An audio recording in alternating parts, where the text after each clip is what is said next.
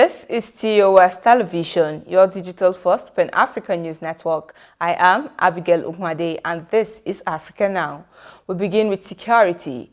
An attempted coup by a group of soldiers in Sudan that failed has been contained by authorities, and the situation has been brought under control by the military, state media reports on Tuesday. Sudan has been on a fragile path to democratic rule since the military ousted the country's longtime autocratic ruler, Omar al-Bashir, in April of 2019. Following 4 months of mass protests, ruling Military Civilian Council spokesman Mohamed Al-Faki Suleiman said the interrogation of suspects involved in the attempted coup on Monday, which was an effort to take control of state radio in Omdurman across the River Nile from the capital Khartoum, was due to begin, and the military would issue a statement shortly.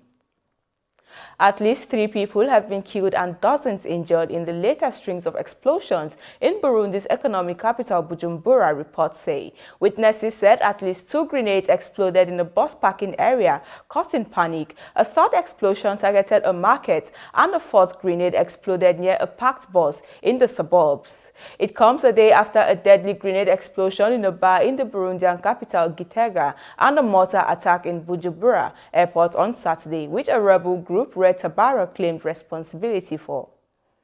Rebels have killed 15 Cameroonian soldiers and several civilians in 2 bomb attacks this month in English-speaking western areas of Cameroon, the Defense Ministry said on Monday, marking a new phase of a conflict that has dragged on for nearly 5 years and cost more than 3,000 lives. The first of this month's attacks occurred on September 12 in Kumbo, a town in the northwest region, when a military convoy was hit by an improvised explosive device.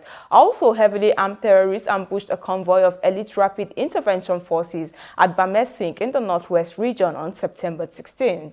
The use of more sophisticated weaponry represented a paradigm change in the fight, in Defense Ministry said in the statement, and suggested the militants were getting their hardware from violent fundamentalist groups outside of Cameroon. And to justice matters, Paul Rasese-Bagani, a man portrayed in a film as a life-saving hero during the Rwandan 1994 genocide, has been found guilty by a Rwandan court on Monday of being part of a group responsible for terrorist attacks and sentenced to 25 years in jail. In reaction to his sentence, the United States, Belgium, his family, NGOs, and others have tagged the trial as being not fair and overpowered by political influence. His daughter, Karine Kanimba, said the verdict means nothing to the family because her father, who she says was kidnapped in violation of international law, should be released and allowed to come home. The U.S. State Department spokesman Ned Price said the reported lack of fair trial guarantees calls into question the fairness of the verdict. They urged the Rwandan government to take steps to examine the shortcoming in his case and establish safeguards to prevent similar outcomes in the future. This is your digital-first Pan-African news network, TOS Television. You are watching Africa Now. Business stories and more coming your way after the break. Do stay tuned.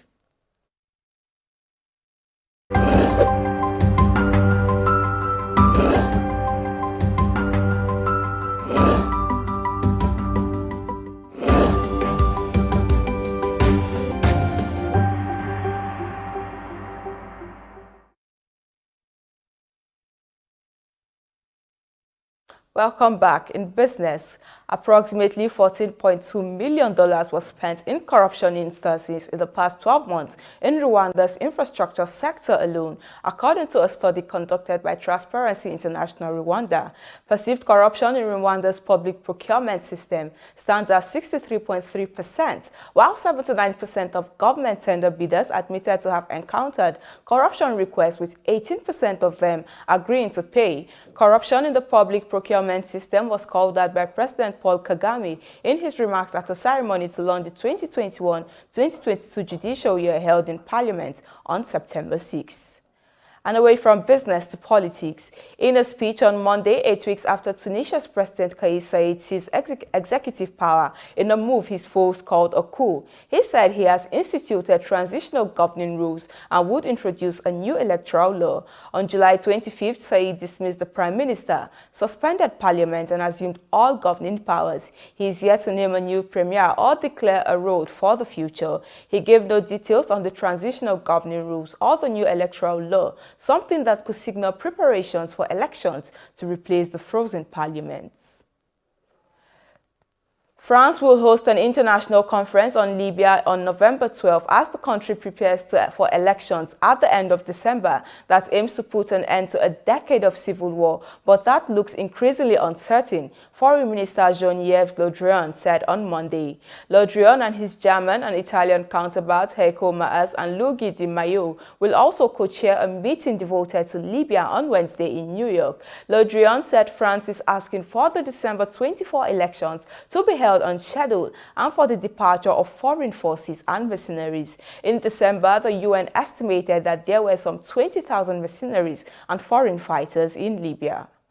And in sport, Cameroon defeated Kenya on Sunday to win the Women's African Volleyball Championship in the Rwanda capital of Kigali.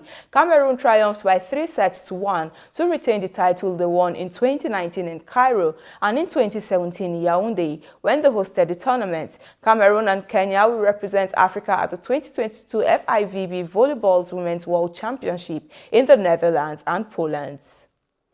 Now, 4 police officers who represented Uganda in the Olympics have been promoted by the Inspector General. The Inspector General said the athletes were being rewarded for the great success, pride and jubilation they brought to the institution and the country. President Yoweri Museveni had in August said the athletes who won the medals in Tokyo Olympics would be given cars and houses.